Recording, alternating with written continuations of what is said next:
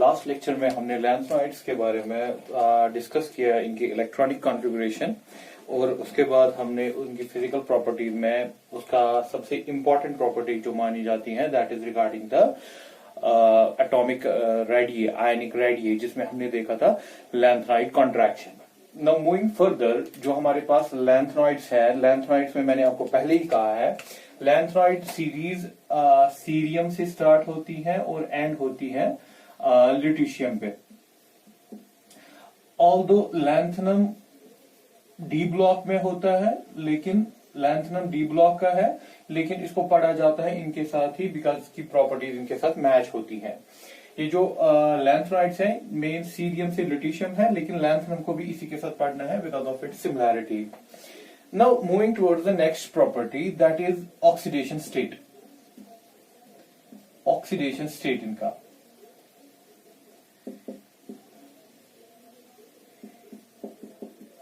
in general they show +3 oxidation state, सारे के सारे।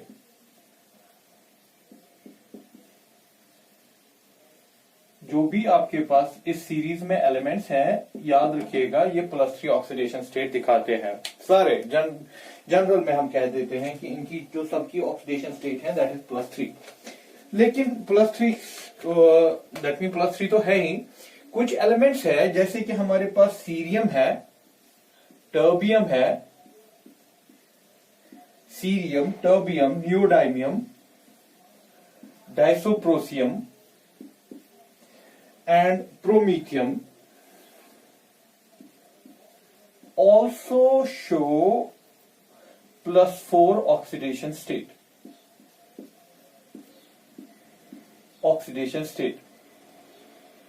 But they exhibit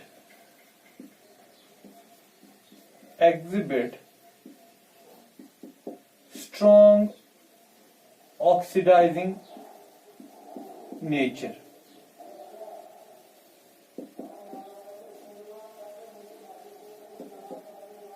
strong oxidizing nature. ऐसे ही samarium, europium and thulium and ytterbium also show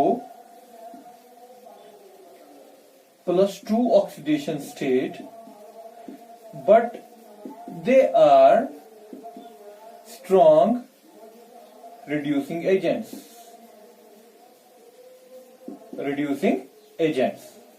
देखिए बेटा, आप याद रखेंगे सबसे पहली बात, अगर ऑक्सीडेशन स्टेट का याद रखना है दे शो +3 ऑक्सीडेशन स्टेट, ये तो आपको पता होना चाहिए सबसे पहली बात।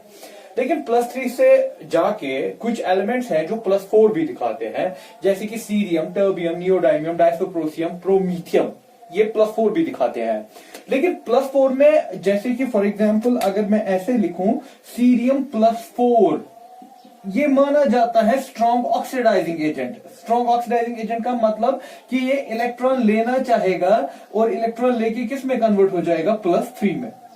सो it readily wants to go +4 to +3। ये एक बार फिर से दिखाता है कि इनकी जो स्टेबल ऑक्सीडेशन स्टेट है वो +3 है। दैट मींस ये +3 में रहना चाहते हैं, लेकिन इसके +4 सोर्स भी है, लेकिन अगर इसको मौका मिला तो ये जल्दी से कन्वर्ट हो जाएगा +3। तो इसलिए हम कहते हैं कि ये जो है they also show oxidizing agent nature. अब अगर हमारे पास ये वाले हैं समरियम, यूरोपियम, ये +2 भी दिखाते हैं, +3 तो दिखाते ही दिखाते हैं, +2 भी दिखाते हैं, लेकिन अगर इनको चांस मिला they will get converted to +3 plus electron. तो फिर से गया ना +3 में, लेकिन अब ये यहां पर दे रहा है ना, तो ये क्या बना, रिड्यूसिंग एजेंट। रिड्यूसिंग एजेंट मतलब जो देता है। तो जनरल में कहेंगे कि इनकी मोस्ट स्टेबल ऑक्सीडेशन स्टेट जो है that is +3, but they others show +4 as well as +2। But in +4 and +2 they readily want to go towards the +3, so they can act as an oxidizing agent in +4 and reducing agent in +2। इसको याद रखेगा। Moving further, ये हो गया oxidation state में क्या note करना है आपको। Now moving further towards next property,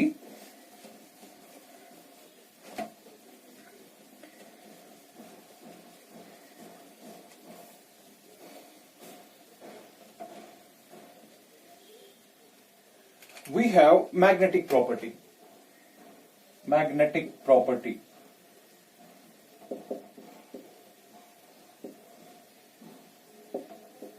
magnetic property की जब बात हो, अगर मैग्नेटिक प्रॉपर्टी हम बोलते हैं तो मैग्नेटिक प्रॉपर्टी में सबसे पहली बात आपको पता होना चाहिए, जितना भी हमने अभी तक पढ़ा, अगर आपके पास अनपेयर्ड इलेक्ट्रॉन है, किसी में भी अनपेयर्ड इलेक्ट्रॉन है, पैरामैग्नेटिक, दैट मीन मैग्नेटिक होता है, जो बार बार हम डिस्कस करते आए अभी तक।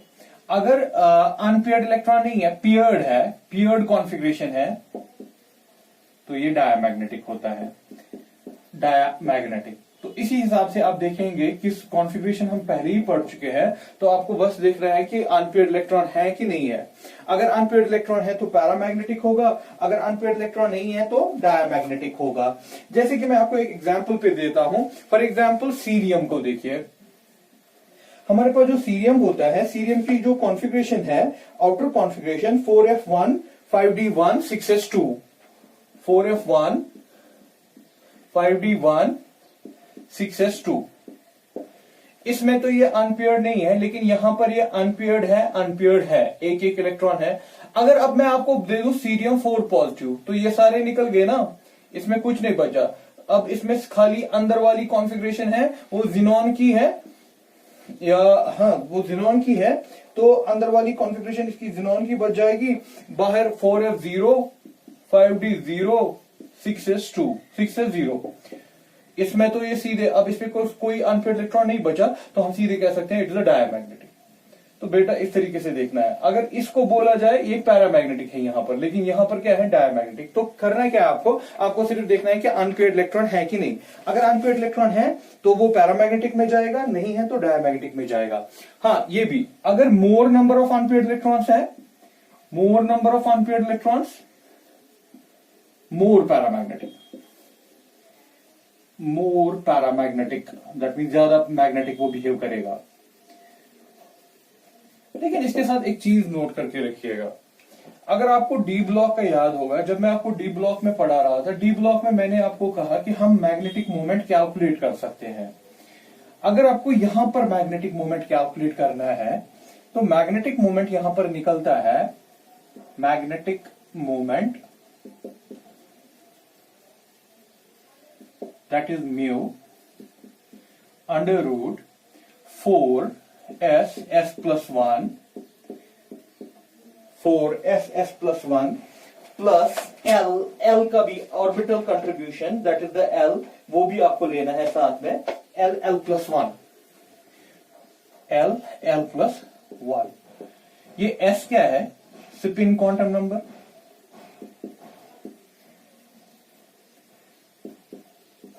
L क्या है, ऑर्बिटल क्वांटम नंबर।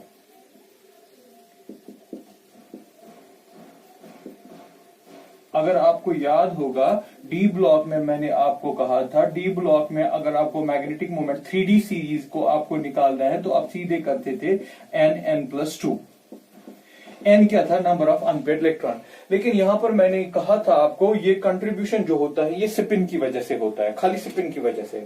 लेकिन जब हम लैंथनॉइड्स की बात करते हैं, यहां पर दोनों की वजह से कंट्रीब्यूशन आता है, स्पिन की वजह से भी आता है और ऑर्बिटल की वजह से भी आता है। क्योंकि मैग्नेटिज्म कैसे आता है, किसी भी एटम में जब अनपेयर्ड इलेक्ट्रॉन होता है वो रिवॉल्व करता है, जब वो रिवॉल्व करता है, रोटेशन भी दिखाता है, रिवोल्यूशन भी दिखाता है, तो उसकी स्पिन मोशन भी है, ऑर्बिटल मोशन भी है। स्पिन मोशन की वजह से जो मैग्नेटिक मोमेंट आएगा that is spin magnetic moment, और ऑर्बिटल मोशन की वजह से जो आएगा that is orbital magnetic moment. ठीक है ना, डी ब्लॉक में मैंने इसको पूरे अच्छे से किया है, समझाया है। नाउ वहां पर मैंने कहा था कि ऑर्बिटल मैग्नेटिक मोमेंट किसी वजह से क्वंच हो जाता है, दैट मीन्स कंट्रीब्यूट नहीं करता। लेकिन यहां पर वो प्रॉब्लम नहीं है, यहां पर जो मैग्नेटिक मोमेंट है वो दोनों तरीके से आएगा, वो स्पिन की वजह से भी आएगा, ऑर्बिट की वजह से भी आएगा। दैट मीन अगर आपके पास स्पिन क्वांटम नंबर है और ऑर्बिटल क्वांटम नंबर है, तब जाके आप कैलकुलेट कर सकते हो इसका magnetic moment. So this is all about the magnetism, lanthanoids की मैग्नेटिक प्रॉपर्टी। वही वैसे ही कि unpaired electron magnetic, no unpaired electron diamagnetic, but the contribution comes from both orbital as well as spin motion, दोनों motion से contribution आता है। अब देखिए इनकी केमिकल रिएक्टिविटीज, केमिकल रिएक्टिविटी।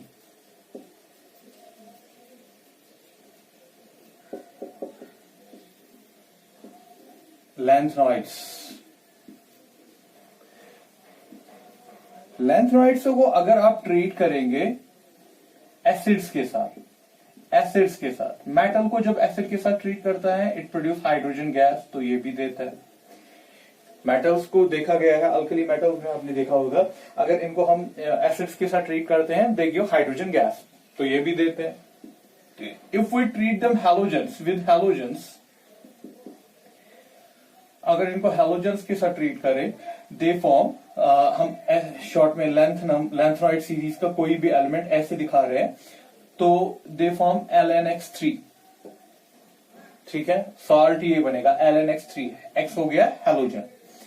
अगर आप इनको वाटर के साथ हीटेड विद स्टीम या water, what will form lanthanum hydroxide plus hydrogen. तो लैंथनम हाइड्रोक्साइड प्लस हाइड्रोजन, अगर आपने इसको वाटर या स्टीम के साथ हीट किया, अगर आपने इसको कार्बन के साथ रिएक्ट किया, हीटेड विद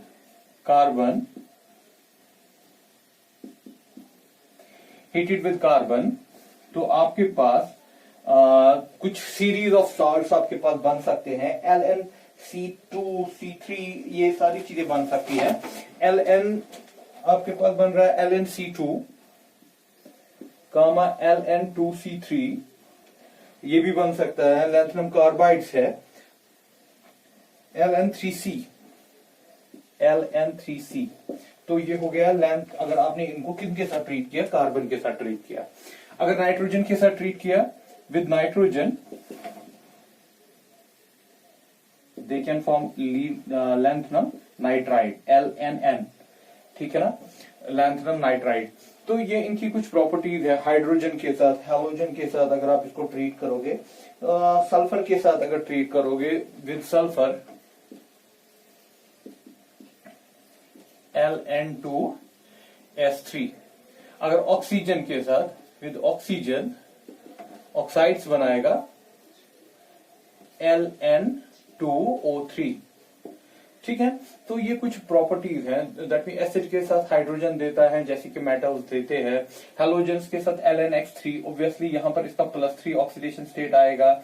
लैंथनम हाइड्रोक्साइड अगर वाटर के साथ मिलाया, कार्बन के साथ ये 2-3 टाइप्स ऑफ कॉम्प्लेक्सेस बनाता है, दैट इज कार्बाइड्स में LnC2B, Ln2C3B, Ln3CB। नाइट्रोजन के साथ लैंथनम नाइट्राइड, दैट मीन इसमें ये +3 होगा और नाइट्रोजन -3 होगा। ऑक्सीजन के साथ भी इसका ऑक्साइड, इसमें भी इसकी ऑक्सीडेशन स्टेट +3, सल्फर के साथ भी इसकी ऑक्सीडेशन +3 यहां पर आ जाएगी। So this is all about the chemical reactivity and this is all about the lanthanoids में आपको क्या क्या चीजें करनी है। सबसे इंपॉर्टेंट चीज मैंने आपको पहले बताया इसका कॉन्फ़िगरेशन, उसके बाद हमने देखा लैंथनॉइड कॉन्ट्रैक्शन, उसके बाद ऑक्सीडेशन स्टेट +3 मेन है, लेकिन और भी दिखा सकता है, लेकिन वहां पर ये ऑक्सीडाइजिंग रिड्यूसिंग नेचर भी दिखाता है। उसके बाद केमिकल रिएक्टिविटीज की बात जब करें, केमिकल रिएक्टिविटीज में बहुत सारे एलिमेंट्स के साथ ये रिएक्ट करता है, मोस्टली इनकी ऑक्सीडेशन उसमें क्या रहती है, +3 रहती है। This is all about the lanthanoids. देखिए बेटा, अब जो एक्टिनॉइड्स बचा है, एक्टिनॉइड्स बराबर ऐसे ही है, उसमें कुछ खास है नहीं। कुछ पॉइंट्स जो मैं नोट करवाऊंगा यहाँ पर और आपकी टेक्स्ट बुक पे आप देख लीजिएगा, वो बराबर ऐसे ही फॉलो होगा, लेकिन ज्यादा इंपॉर्टेंस लैंथनॉइड्स की है as compare to the actinoids.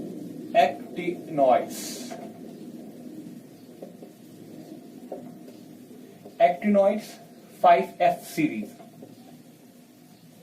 वो थी 4F सीरीज, ये कौन सी है हमारे पास, 5F सीरीज में पहुंच गए हम। नाउ जब हम एक्टिनॉइड्स की बात करते हैं, एक्टिनॉइड्स में हमारे पास जो एलिमेंट्स हैं वो स्टार्ट होते हैं कहां से, थोरियम से। Thorium TH to lawrencium, thorium to lawrencium,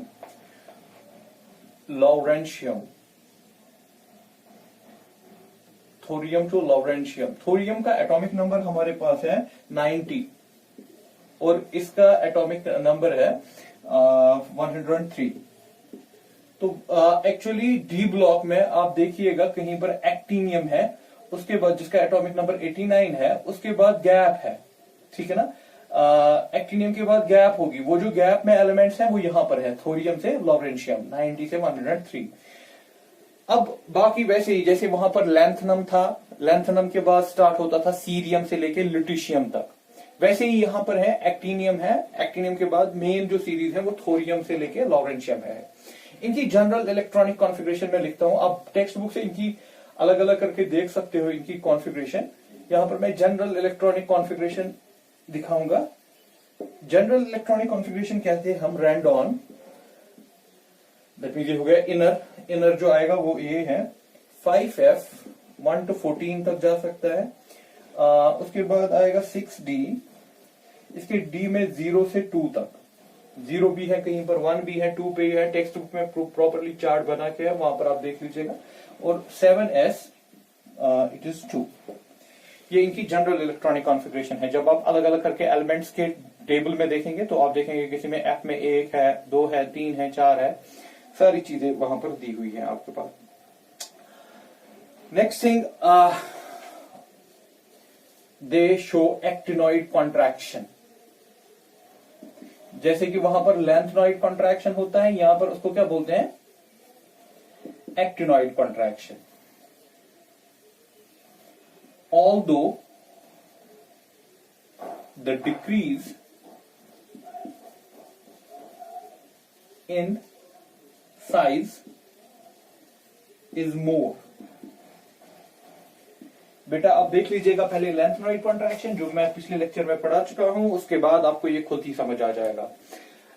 that mean जब हम थोरियम से लॉरेंशियम तक जाएंगे, थोरियम से लॉरेंशियम तक जाते जाते इसका साइज रेगुलरली डिक्रीज होगा।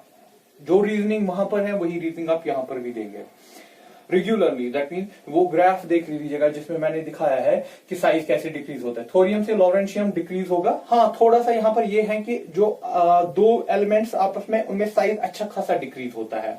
दैट मीन जब आप थोरियम से दूसरे एलिमेंट तक जाएंगे, प्रोएक्टिनियम, प्रोएक्टिनियम थोरियम है, प्रोएक्टिनियम है, दूसरा इसका प्रोएक्टिनियम, ऐसे ही यूरेनियम, उसके बाद इनका जो साइज डिक्रीज है ना वो ठीक ठाक है। जबकि वहां था ना लेंथनॉइड कॉन्ट्रैक्शन में, लेंथनॉइड कॉन्ट्रैक्शन में जब आप बोलते थे लेंथनॉइड, उसके बाद जाते थे किस पे, दूसरे एलिमेंट पे जाते थे, सीरियम, प्रोमीथियम, उनमें जो आपस में डिफरेंस थी वो कम थी, कॉन्ट्रैक्शन रेगुलर है। अगर हम बताएं एक्टिनॉइड्स में भी हम वैसे ही कहते हैं जैसे लेंथनॉइड्स में कहते हैं कि there is a regular decrease, जिसको हमने कहा था study decrease in atomic size और ionic size, that is known as actinoid contraction.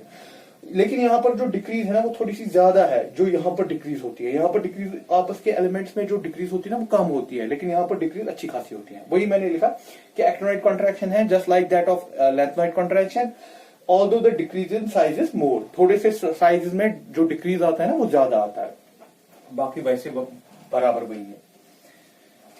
हाँ, ऑक्सीडेशन स्टेट की बात करें, oxidation state they show +3।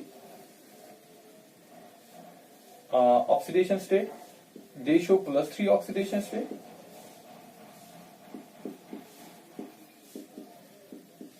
But some elements, some इसमें कुछ ऐसे भी है जो +4 भी दिखा सकते हैं, +5, +7 भी दिखाते हैं। तो कुछ ऐसे भी हैं जो +4, +5, +7 भी दिखाते हैं। वहां पर हमने देखा था लेंथनॉइड्स में +3, फिर +2 या +4, लेकिन यहाँ पर +5, +7 तक भी जा सकता है। So these are the some of the properties. बाकी सब चीजें वैसे ही है। आप टेक्स्ट बुक को रिवाइज कीजिए, देखिएगा तो वहां पर देख लीजिएगा आप एक्टिनॉइड्स और लेंथनॉइड्स को आप साथ साथ पढ़िएगा तो आपको प्रॉब्लम नहीं होगी। लेकिन थोड़ा सा ये ख्याल रखिएगा कि डिफरेंसेस और सिमिलैरिटीज कहाँ कहाँ पर है। डिफरेंसेस उतनी ज्यादा है नहीं, जैसे कि यहाँ पर ये +5, +7 तक जा सकता है, उसमें +5, +7 में नहीं जाता है। कुछ ही डिफरेंसेस हैं, बाकी तो सिमिलैरिटीज ही है इनमें लेंथनॉइड्स और एक्टिनॉइड्स में। This is all about the transition elements, D and F block. यहाँ पर कंप्लीट हो गया ये सारा।